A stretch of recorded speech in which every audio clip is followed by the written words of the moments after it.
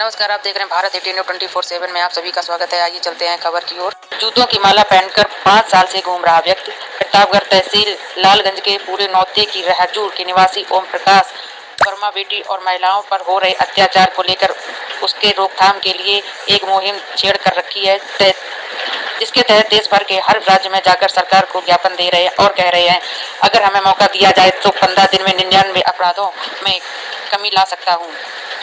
इस दावे के साथ दिए गए ज्ञापन के साथ ही गले में सामाजिक अपराध को रोकथाम न होने की वजह से जूतों की माला पहनकर आजीवन न उतारने का संकल्प लिया है।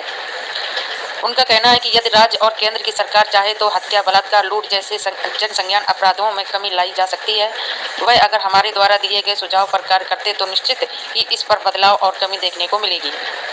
अब चाहे राज्य व केंद्र सरकार हम पर ध्यान दे या ना दे, लेकिन मैंने यह जीवन पर्यंत इस अपराधों के साथ लड़ाई लड़ने का संकल्प लिया है, जो मरते दम तक लड़ाई लड़ता रहूंगा।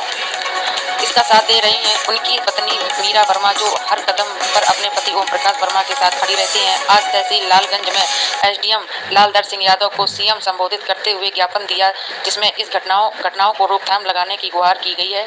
इसके पूर्व में कई राज्यों में जाकर ज्ञापन दे चुके हैं। सुप्रीम कोर्ट के दायरे जनहित याचिका प्रारूप पूर्ण नहीं होने के कारण स्वीकार नहीं किया गया। स्वरूप को पूर्ण जाने की स्वीकार किया जाएगा।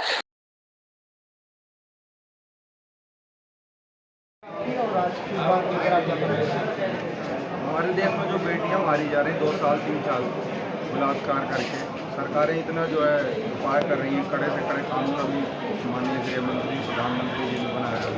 उसके बावजूद भी हमारे देश में 2 साल की 3 साल की बेटियां मारी जा रही हैं, उससे हम दुखी हैं। और आज हम यह माननीय अपने एसडीएम साहब को ज्ञापन देने आए हैं और कि हमारी बात माननीय मुख्यमंत्री जी तक और प्रधानमंत्री जी तक पहुँचाई जाए। हमारे पास एक सर्वश्रेष्ठ संवैधानिक उपाय है, जिसके तहत हम पूरे देश से 15 दिनों में ही 99% मर्डर, बलात्कार, हत्याएँ और भ्रष्टाचार कंट्रोल कर सकता हूँ।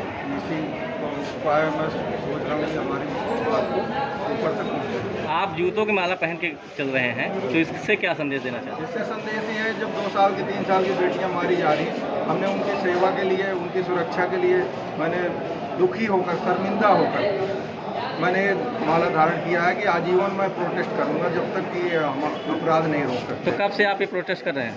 सन 2018 से कर रहे हैं। लगभग 4 से 5 साल हो गया। लगभग 5 साल हो गए। अभी एसडीएम साहब से क्या आश्वासन? अभी तो मिले नहीं है, ज्ञापन दूंगा। अभी क्या है आपके मिशन में जिससे बदलाव लाया जा सकता है, किस तरीके से? हमारा ये है, देश की पूरे देश का जो होम मिनिस्ट्री है, जिसकी कानून व्यवस्था की जिम्मेदारी पूरे देश की है, लेकिन अभी यूपी में रेप करके जब बेटी मारी जाती है तो यहाँ पे विपक्ष वाले, कांग्रेस वाले धरना देते हैं। राजस्थान में मारी जाती है तो ये अपना बीजेपी वाले जाके धरना देते हैं। जबकि बेटी जो मारी जाती है, अगर वो डायरेक्ट या इनडायरेक्ट टैक्स जो है सभी राजनीतिक पार्टियों को, सभी अधिकारियों को, सभी सरकारी जितना भी विभाग है सबको देती है, उसके बावजूद भी मारी जाती है। तो हम एक साथ क्यों आवाज़ नहीं उठाते? अगर एक बेटी यूपी में मारी गई तो कांग्रेस वाले क्या बीजेपी वाले सभी आके हाईलाइट करें ना बात को कि बेटी मारी गई। आपके ज्ञापन में एक है कि 15 दिन में आप 99% आप अपराध कम कर सकते हैं। हाँ, क्या उपाय है आपका? हमारा यही है कि होम मिनिस्ट्री ज्वाइन की जाए पूरे देश की, और उसमें जितने देश के गृह मंत्री हैं, राज्य के सब एक जगह एक ऑफिस में बैठें, और जो भी जनता है जिसके घर में मर्डर हो रहा है, उसके परिवार के लोग, उसके रिश्तेदार डायरेक्ट कंप्लेंट मोबाइल द्वारा होम मिनिस्ट्री में लिखें और वहाँ से रिटर्न थाने कोतवाली आए। और जो भी अगर 2 साल 3 साल की बेटियों को मार के फेंक रहे हैं, ऐसे घिनौने अपराधियों को ना, उनके नाक कान काटे जाए। तो क्या लगता है इतने बड़े लोकतांत्रिक देश में ये हो पाना संभव है?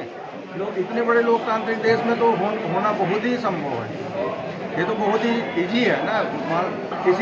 किसी के पिता की तो सरकार है नहीं, जनता की सरकार है, और जनता की सुरक्षा अगर सुनिश्चित नहीं हो रही, उनको समय से न्याय नहीं मिल रहा, तो फिर लोकतंत्र किस बात है?